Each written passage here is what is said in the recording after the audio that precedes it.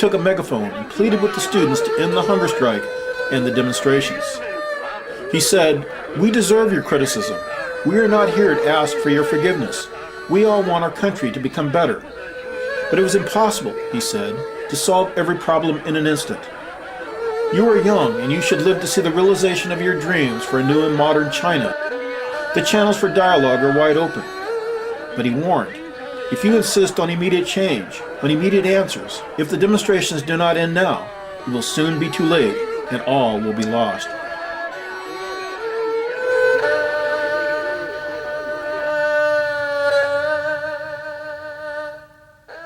According to transcripts, Yang, Peng, and other top leaders met with Deng that evening, where they discussed the threats to their power posed by the democracy movement and the specter of another cultural revolution which had removed many of them from power in the 1960s and 70s. According to transcripts, and I quote, "We have 1 million people in the streets. We can't let this descend into rampant lawlessness like the Cultural Revolution. Didn't we get enough of that the first time around? Do we really want it to happen again? The 1 million-person demonstrations are even bigger than the Red Guard rallies during the Cultural Revolution. Without martial law, we are saying we accept indefinite anarchy. These people are asking for it. The PLA must go in and carry them out on their backs. Give them no mercy." The specter of the Cultural Revolution, the specter of a people rising up against their corrupt leaders, frightened them all. Deng knew firsthand the dangers of the Cultural Revolution. He had been viciously attacked as a capitalist voter who was enriching himself and his family. He had been purged twice from positions of leadership, and his mentor, President Liu, had been imprisoned, tortured, and murdered.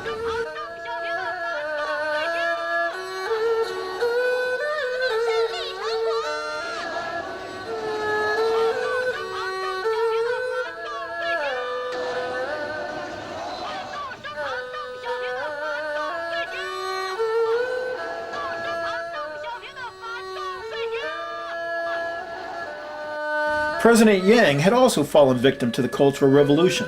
Like Deng, he and his family were accused of taking the capitalist road and enriching themselves. He had been beaten and paraded through the streets and removed from power. Both Deng and Yang had learned from history. Both knew their hold on power could be taken away by the students with the backing of the Chinese people.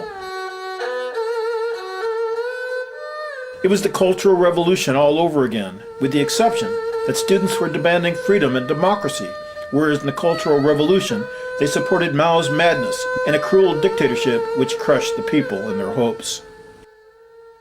Deng felt personally threatened. He knew there were more and more demonstrations every day throughout China, demonstrations which could remove him from power, like the Cultural Revolution.